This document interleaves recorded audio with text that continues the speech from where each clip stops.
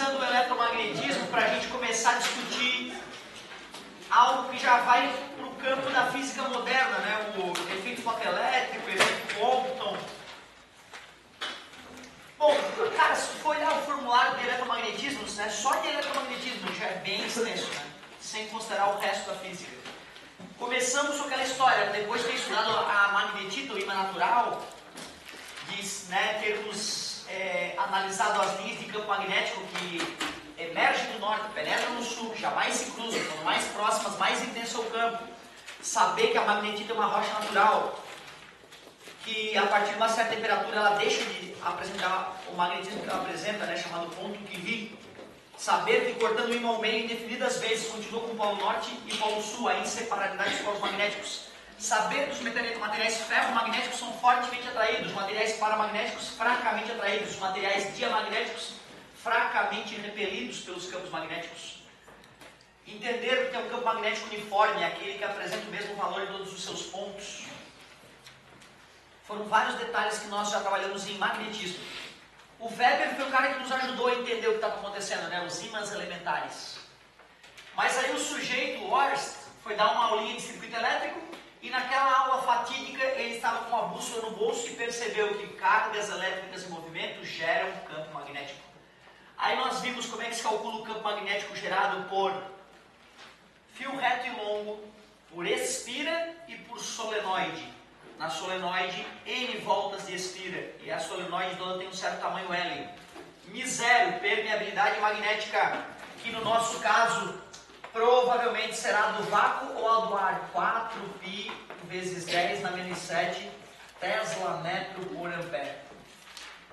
Depois disso, nós vimos que uma partícula carregada, quando vai passear dentro do campo magnético, como ela própria vai gerar o seu campo magnético, o campo magnético gerado pelo movimento da carga interage com o campo magnético no qual ela está mergulhada e surge a força eletromagnética. Talvez uma das formas mais importantes dessas que estão no quadro. Se eu sei o valor do campo magnético uniforme, se eu sei o valor da carga que está mergulhada nesse campo, se eu sei a velocidade e principalmente se eu sei o ângulo entre o vetor velocidade e o vetor campo magnético, aí a gente consegue descobrir a força que atua na partícula. Quando nós estávamos usando as três formas anteriores, tinha que pegar no fio com a mão direita e o dedão no sentido da corrente, os outros dedos que acompanham o indicador definiam o sentido das linhas de campo magnético. Quando nós vamos aplicar a fórmula da força eletromagnética, a regra da mão direita fica modificada. A gente disse que o dedão era a carona, a velocidade, o indicador era para onde apontava o campo magnético e o dedo do meio era a força. Aí é só brincar. O ângulo entre a velocidade e o campo magnético pode mudar. O ângulo da força com os outros vetores não pode mudar. A força vai ser sempre perpendicular à velocidade e ao campo magnético concomitantemente. Usando fórmulas básicas, velocidade média, intensidade de corrente elétrica, e usando a fórmula do campo magnético gerado por um fio reto e longo, a gente substituiu essas relações na fórmula da força eletromagnética, surgiu a fórmula do Bill, que é usada quando um fio está mergulhado em campo magnético uniforme. L é o comprimento do fio. O ângulo é o ângulo entre o próprio fio e o campo magnético. E se substituirmos na fórmula do Bill essa outra fórmula aqui, aí surge a fórmula da força elétrica entre dois fios. Só para revisar, se os dois fios paralelos têm correntes elétricas de sentidos opostos, eles se atraem ou se repelem?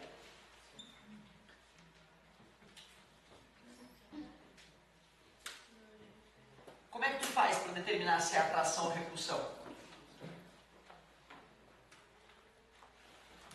Eu primeiro pego esse fio e vejo, ele está gerando campo magnético em cima do outro. Então o campo magnético que o primeiro fio gera no segundo está penetrando no quadro. Tudo bem para vocês? Esse é o símbolo internacional, né, de um vetor que penetra na página que estamos desenhando, certo? Depois tu pega a outra ideia,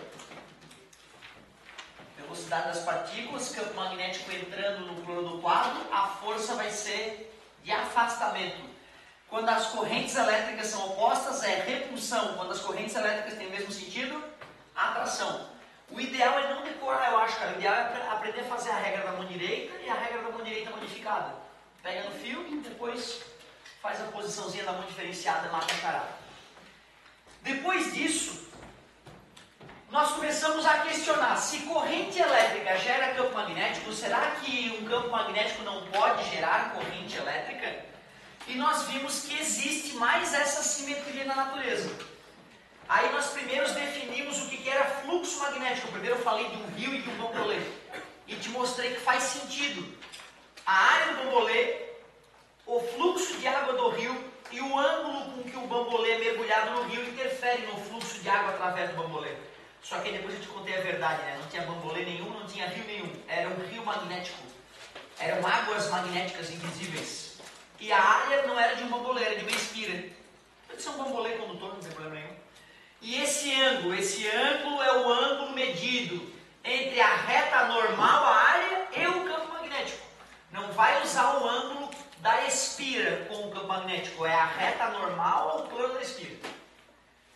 Depois nós vimos que para induzir uma força eletromotriz, eu tenho que fazer o fluxo magnético aumentar ou diminuir. Eu tenho que fazer o fluxo magnético variar com o passar do tempo. Cuidado, meus amigos, aqui eu tenho uma espira e aqui eu vou fazer um ímã se aproximar dessa espira. Polo sul dessa vez está se aproximando. Qual é o sentido da corrente elétrica? Para quem olha a espira de frente, é horário ou anti-horário, enquanto eu aproximo o ímã? Ou se preferires, a corrente elétrica sobe ou desce aqui, nessa partezinha do fio? Beleza, vamos ver se é verdade. O campo magnético aponta na direção do polo sul, esse seria o vetor campo magnético. Como eu estou aproximando, o fluxo magnético para a esquerda está aumentando. Então eu vou querer aumentar o fluxo no sentido oposto. É verdade, desce. Parabéns. Vocês estão conseguindo aplicar bem a lei de Lenz. Já viu o vestibular perguntar para o aluno o que é aquele menos? Ó? O cara tem que saber, aquele menos é a lei de Lenz. Lei de Lenz, por extenso, a força eletromotriz induzida tem sentido tal que gera fluxo magnético que se opõe à variação do fluxo magnético que a originou. Depois nós temos uma modificadinha na lei de Faraday, porque isso aqui tudo é a lei de Faraday, que tem embutido nela a lei de Lenz. Demos uma modificadinha na lei de Faraday, mostramos que se em vez de uma espira eu tiver N espiras, aparece o N aqui. E te mostrei como é que funciona um transformador, né? Te mostrei que um transformador tem um material ferromagnético no núcleo, e a gente enrola fio esmaltado no primário e no secundário. E o número de vezes que eu enrolo o fio é o que vai fazer a mágica de transformar a energia. Consideramos o transformador ideal e escrevemos que o fluxo magnético com o passar do tempo no primário é igual ao fluxo magnético com o passar do tempo no secundário. Como se todo o campo magnético gerado fosse atravessar as outras espiras. Daí, a partir da lei de Faraday, nós desenvolvemos a equação para os geradores. A razão entre o número de espiras no primário e no secundário é igual à razão entre a tensão no primário e no secundário. Não se esqueçam que transformadores só funcionam para corrente alternada. Se colocar uma bateria de carro aqui, se colocar uma corrente contínua, o transformador não funcionará. E ainda, sabendo que a potência no primário é igual à potência no secundário, já que o transformador é ideal, né? A potência no primário é igual à potência no secundário, U vezes I no primário é igual a U vezes I no secundário, quer dizer que quando o U aumenta, o I diminui. E te mostrei que era por isso que a gente elevava a tensão para 700 mil volts para a transmissão, né? Porque quando a gente aumenta drasticamente a tensão, a corrente cai drasticamente. E aí os efeitos nocivos da perda de dinheiro público, né, por corrente elétrica, P é igual a U vezes I, U é igual a R vezes I. No lugar do U, R vezes I, que fica R ao quadrado. Quando eu diminuo o I, o efeito Joule diminui e a gente perde menos dinheiro.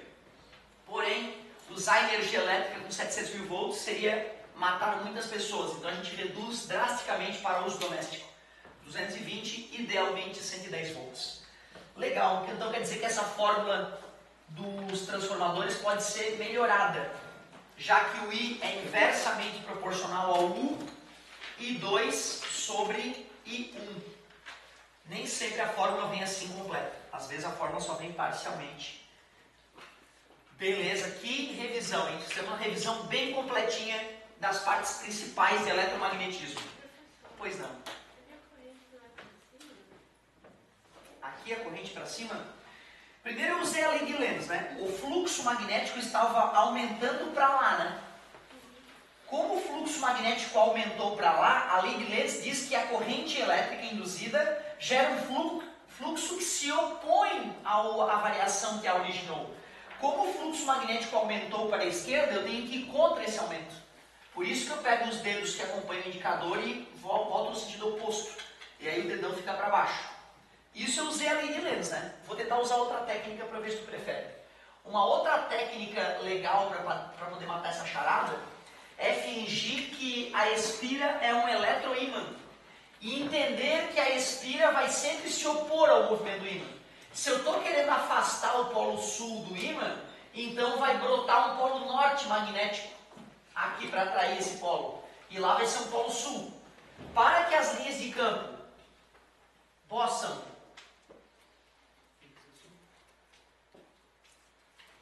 eu tenho que atrair, né?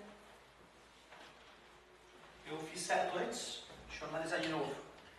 O ímã estava aproximando. Como o ímã estava aproximando, o fluxo magnético para a esquerda estava aumentando. Porque o vetor campo magnético aponta para o sul. Como o fluxo magnético estava aumentando para a esquerda, eu quero diminuí-lo. Então eu pego no sentido oposto. Ok. Ok. Se eu vou arrastar o ímã para longe da espira... Ai, mas eu não estava... Oh, que doença. Quase que eu estava me borrando todo no banheiro para me limpar. Estava aproximando, né? Já que eu estou aproximando, a espira vai ter que repelir a aproximação, concorda comigo? Para poder repelir, vai ter que aparecer um polo sul aqui, um polo norte lá. E as linhas de campo emergem do polo norte e penetram no polo sul. Confirmamos de duas maneiras diferentes que a corrente é para baixo. Certo? De repente, assim como eu estava imaginando o ímã se afastando. Aí realmente já vai mudar a brincadeira. Legal. Pô, galerinha, então tu vê, né? Se eu aproximo e afasto ainda mais praticamente, boto um eixo nesse e boto ele para girar, justifica o porquê a corrente elétrica é alternada, né? Beleza, agora chega de revisão. Vamos finalizar a discussão que nós estávamos tendo sobre ondas eletromagnéticas. Ondas eletromagnéticas. Depois que o eletromagnetismo surgiu em nossas vidas, nós ficamos sabendo que toda a radiação eletromagnética é oriunda de cargas elétricas oscilantes. Todas as 7 radiações eletromagnéticas são originadas por cargas elétricas oscilantes. O que difere umas das outras é aonde essas cargas oscilam. Se forem fios condutores, ondas de rádio. Se forem válvulas eletrônicas especiais, micro-ondas. Se for o próprio átomo, com seus elétrons orbitando no núcleo atômico, infravermelho.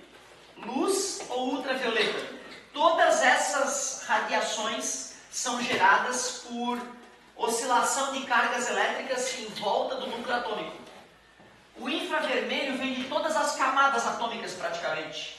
A luz vem das camadas mais externas, enquanto o ultravioleta vem das camadas mais internas do átomo. Então, luz, radiação eletromagnética visível, certo? Não custa citar, radiação eletromagnética visível.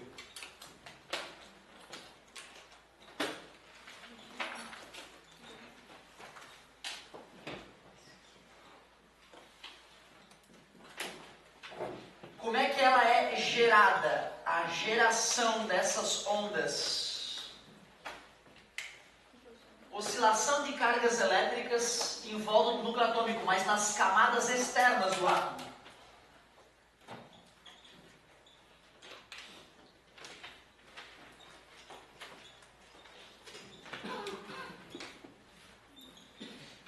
Oscilação de cargas elétricas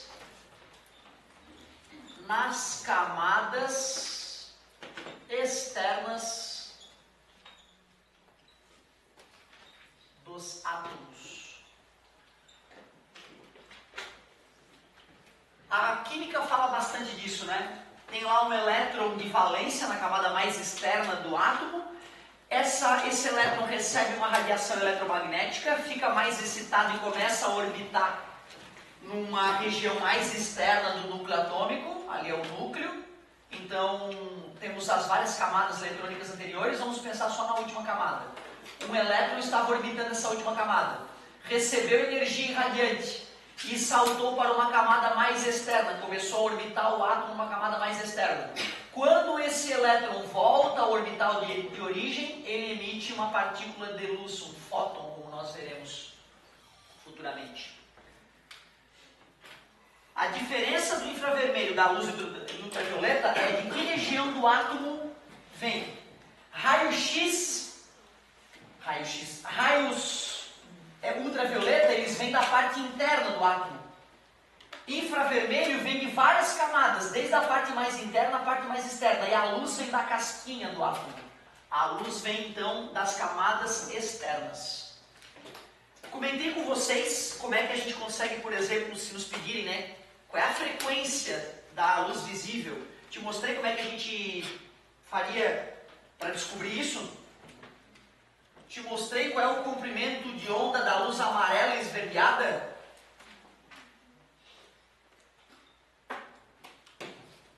Qual é, então?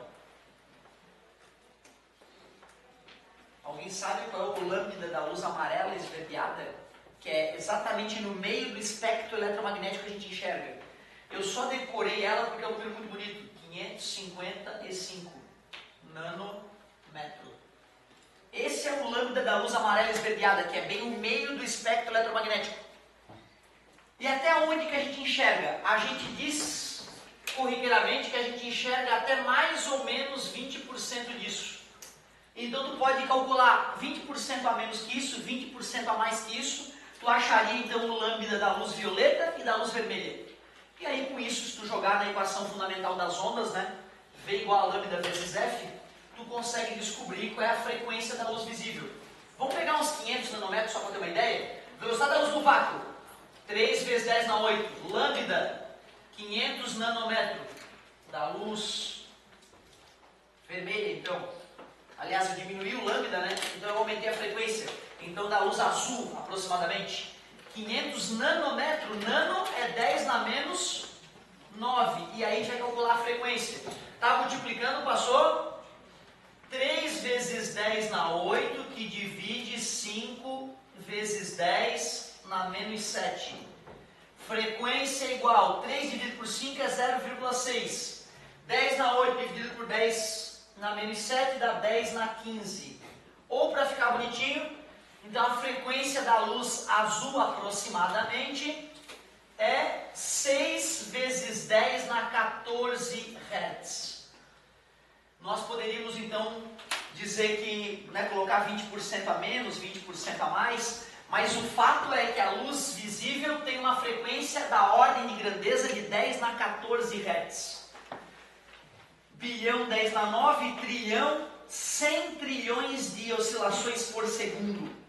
É uma coisa difícil de compreender, né? Como assim 100 trilhões de oscilações por segundo? Coisa bizarra. Como nós vimos, né? Isso é em ordem crescente de frequência, certo? Ordem crescente de frequência. Ondas de rádio, telecomunicações, basicamente, claro que tem outras aplicações diversas, mas basicamente telecomunicação. Micro-ondas, telecomunicação. Também tem aquecimento, mas é mais usado para telecomunicação do que para aquecimento. Aquecimento na indústria e aquecimento doméstico. Infravermelho, medir temperaturas a longa distância, reconhecimento de visão noturna. Poderíamos banhar as pessoas com infravermelho para aumentar a temperatura de uma parte do corpo, aumentando a circulação sanguínea e aumentando a velocidade de cura de algum tecido lesionado. Luz. Tem toda a parte de fotografia, né? Então tu imagina, tem curso superior que vai estudar a luz. O que eu faço? Eu sou fotógrafo, estudante da luz. É o cara que vai estudar como usar a luz para fazer imagens cada vez melhores, né? Além da parte artística, obviamente, né? Poderíamos também pensar, né? Tem cara que é técnico em iluminação de espetáculos, né? Ah, eu sou técnico em iluminação de espetáculo. Vamos fazer um show, tem que chamar o fulano. O fulano é foda, ele faz o espetáculo ficar bonito como ninguém. Poderíamos pensar até em pirotecnia, né?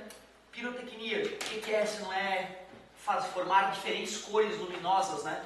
Aí a gente poderia aproveitar e lembrar que a frequência da luz depende do átomo que a emite.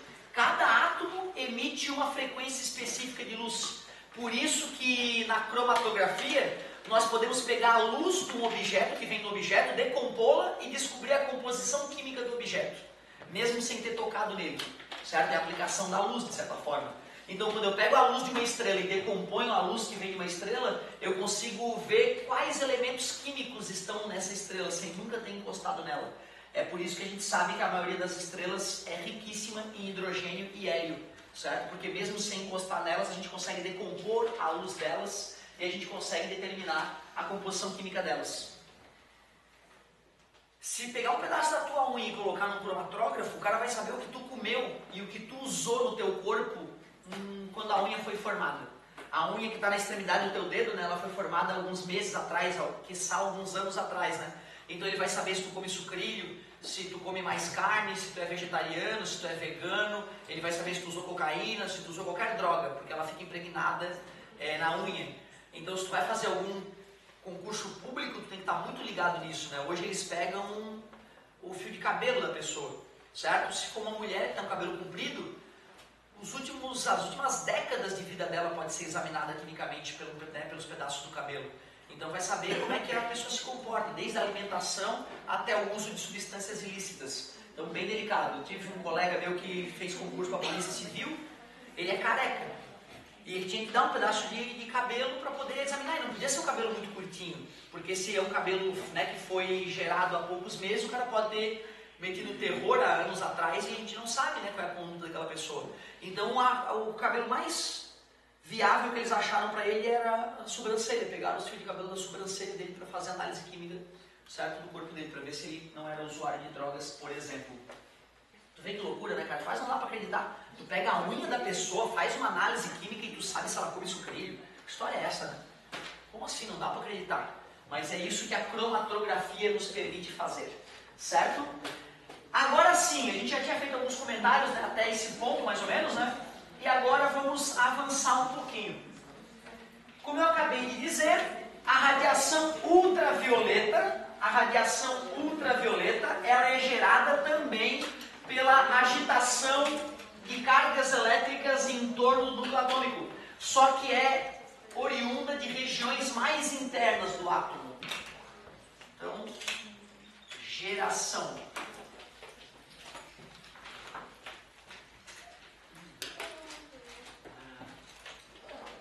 Vou chamar de elétrons uma vez, né?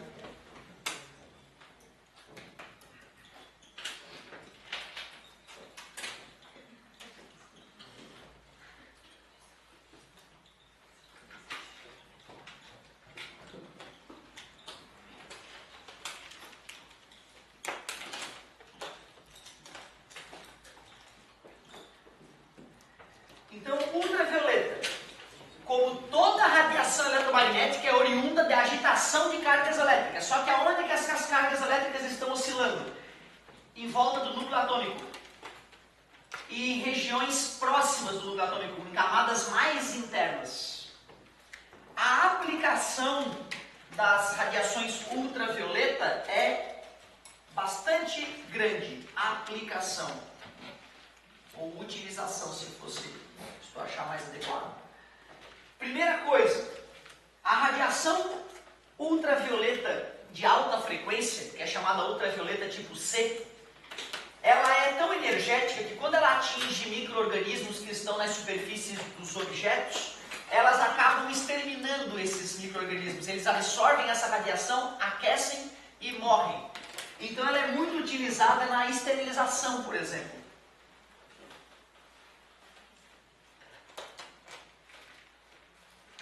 Esterilização no meio médico, né, é muito comum os caras banharem os instrumentos médicos, né, antes da operação em luz ultravioleta altamente energética para eliminar quaisquer micro-organismos.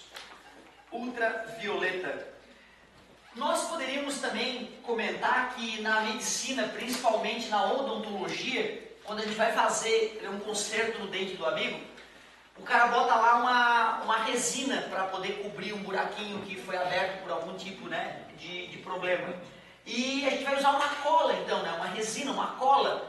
Para o cara não ter que ficar lá 3 horas com a boca aberta para a cola secar, o médico vai lá, pega uma luzinha ultravioleta e encosta bem onde ele fez a colagem e aplica aquela luz. Como essa radiação vai ser absorvida pela cola, vai melhorar o processo de vulcanização, né, de secagem dessa resina. Então tem aplicação médica também, né, ou odontológica.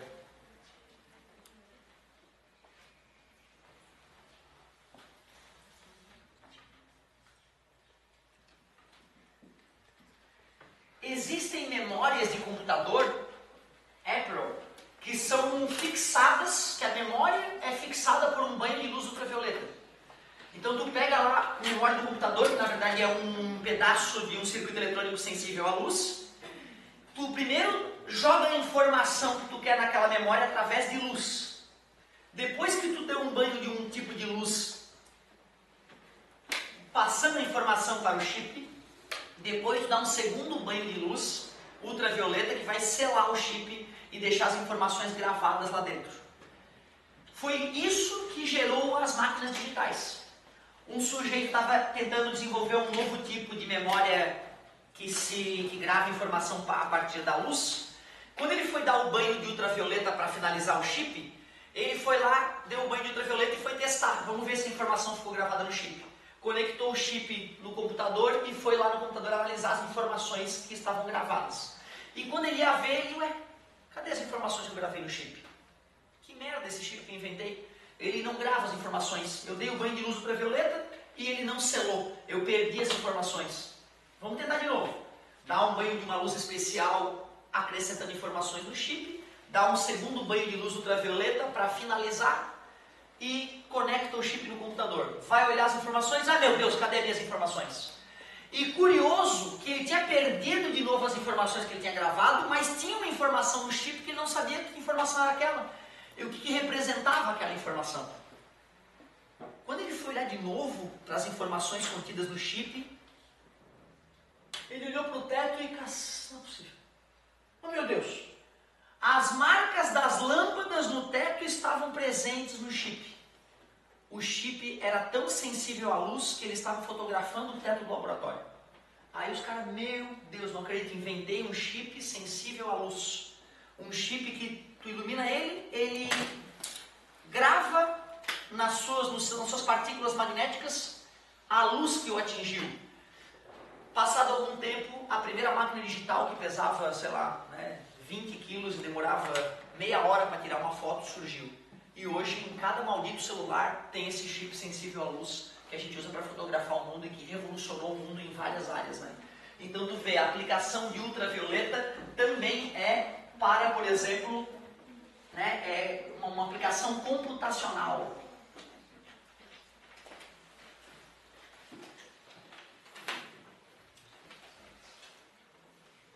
Não precisamos nem falar que na medicina, a gente tem que estudar ultravioleta, porque quando a gente percebe que as pessoas estão tendo mais câncer de pele do que antes tinham, a gente tem que entender o porquê disso, né?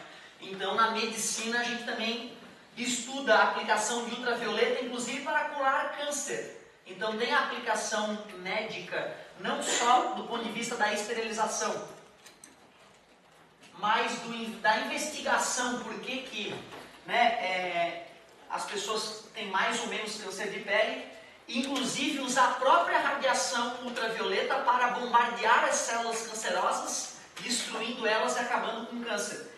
Não sei se comentei com vocês que um brasileiro inventou isso. Um gurizão de 20 e poucos anos, parece que foi fazer acho que foi fazer mestrado sanduíche, alguma coisa desse tipo, né? Que faz uma parte na tua universidade de origem e a outra parte que faz fora do país. E ele foi fazer, acho que no MIT, alguma coisa desse tipo. E foi considerado pela Forbes o jovem mais influente do mundo, há poucos meses atrás, um brasileiro, o jovem mais influente do mundo. Porque ele aprimorou, na verdade, né? Brasileiros já estavam usando luz ultravioleta para curar câncer de pele no laboratório instantaneamente. Ai meu Deus, putz, tá com um câncerzinho aqui. Ah, meu Deus, não, calma. Peraí, banhozinho de luz ultravioleta, alguns minutos, deixa eu ver. Ah, morreu a célula, curou. O brasileiro inventou isso, tu acredita, cara? Brasileiro. Inventou a cura para um tipo específico de câncer de pele, baseado em luz ultravioleta, que cura na hora, bicho. É um banhozinho de luz, cura na hora. O gurizão brasileiro, ele inventou algo mais foda. Ele pensou, já que a luz ultravioleta de alta energia pode ser absorvida pelos micro-organismos ou por partículas pequenas, esterilizando essas partículas, acabando com a vida nessas partículas, pô, cara, se eu tenho uma infecção de pele, eu posso pegar uma lanterninha ultravioleta, boto em cima das bactériazinhas, elas tomam um banho ultravioleta, morrem, acabou com a infecção, sem ter que tomar antibiótico que vai, né, se espalhar pelo teu corpo todo. Só que aí o problema maior era como é que vai fazer a luz penetrar na pele, na primeira camada da pele, já que a ultravioleta de alta intensidade é absorvida logo pelos micro-organismos que vivem na pele. Aí o guri teve uma sacada, eu vou fazer uns espetinhos no microscópio transparente, por onde a luz passa por dentro do espetinho. Aí tu pega a lanterninha e espeta a lanterninha na pele. Mas não é espetar fundo, é só microscópico, só para atravessar a primeira camada de pele. Então tu vê, tá para chegar no mercado nos próximos anos uma lanterninha de luz ultravioleta, inventada por um jovem brasileiro, que destrói bactérias que estão colonizando a tua pele. Então tá com uma infecção de pele qualquer, tu vai lá, compra a lanterninha, banhozinho de luz, matou a infecção, tá curado. Fantástico, né? A aplicação do ultravioleta, então, é bem interessante. Geralmente a gente comenta, né, que o ultravioleta tem tipo A, tipo B e tipo C.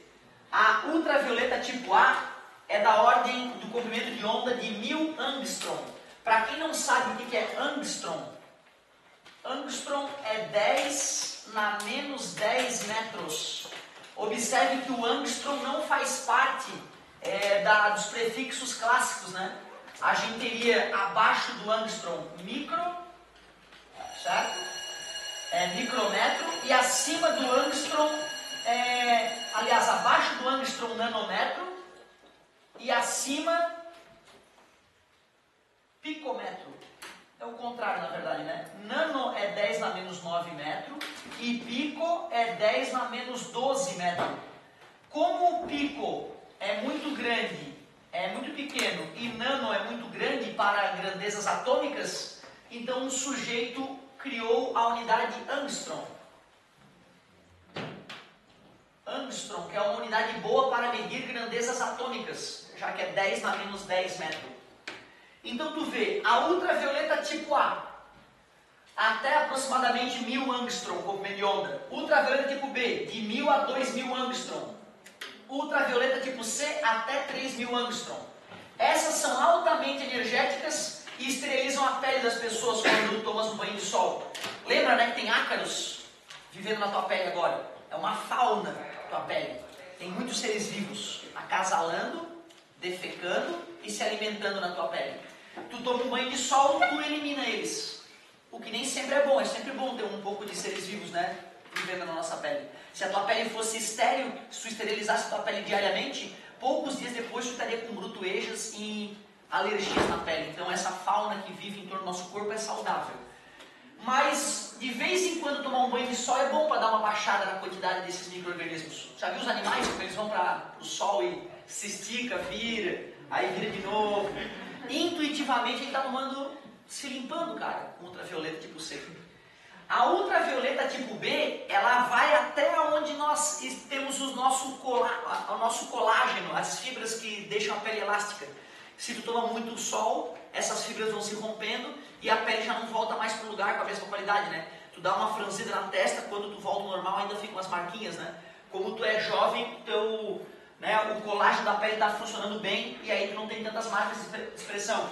Quer ficar jovem mais tempo? Protetor solar diariamente. A minha irmã, cara, ela tem alguns anos a mais que eu e todo mundo acha que ela é mais nova.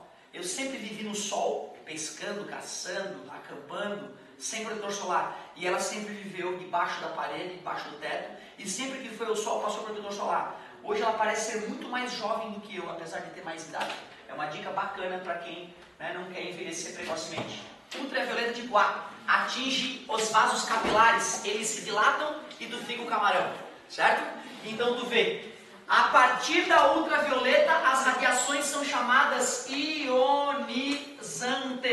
Ionizantes, quer dizer que a partir daqui ficou perigoso. Ultravioleta, raio-x e raios gama, perigoso.